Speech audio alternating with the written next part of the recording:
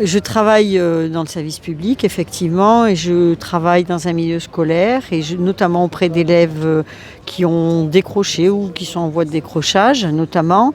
Et je travaille avec un public de lycée, plus de 16 ans, voilà. Des jeunes qui sont en difficulté parce qu'il y a des difficultés scolaires, mais elles sont souvent induites parce qu'il y a des difficultés sociales, familiales. La misère sociale entraîne des conséquences et c'est difficile pour ces jeunes de s'imaginer un avenir, d'envisager des études, de s'y accrocher. Le contexte des fois familial ne permet pas, par le logement par exemple, de pouvoir travailler à la maison, d'avoir l'esprit à faire des études. Et puis surtout, beaucoup de ces jeunes savent très bien qu'ils ne pourront pas poursuivre leurs études, que les parents ne pourront pas les financer, notamment.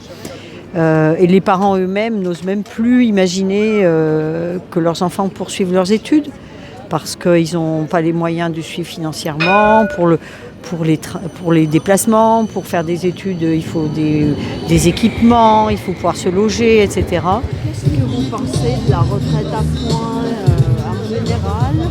Le fait que, comme vous êtes enseignante, qu'est-ce que vous pensez aussi du statut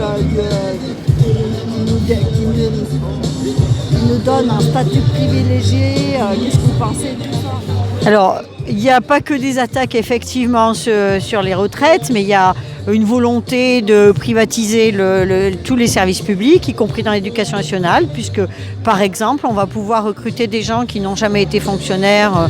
Voilà, on pourra avoir, je pense, dans quelques années, si on part sur cette voie, avec des directeurs d'établissement, des chefs d'établissement qui n'auront jamais enseigné et qui viennent d'une entreprise privée.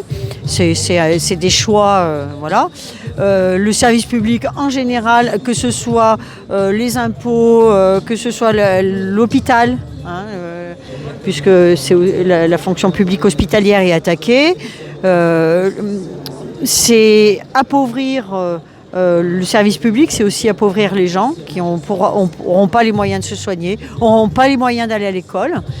L'égalité à l'école, déjà, elle est bien... elle est mise à mal dans certains lycées professionnels, par exemple. Et dire que les fonctionnaires sont des privilégiés, mais il n'y a aucun problème. Tous ceux qui pensent ça, je pense, c'est qu'ils n'ont jamais travaillé dans la fonction publique, d'une part, qui ne sont pas prêts à travailler pour le bien d'autrui, mais plutôt pour travailler dans des grandes entreprises, dans des banques ou autres, où ont très bien gagné leur vie. Après, moi, je suis fière de travailler pour la fonction publique et je suis fière d'être là pour des jeunes en difficulté. C'est un choix que j'ai fait parce qu'avant, je travaillais en formation pour adultes. Donc, j'aurais peut-être pu faire une autre carrière ailleurs et peut-être gagner plus ma vie, mais je n'aurais pas eu le plaisir de pouvoir aider des gens en difficulté.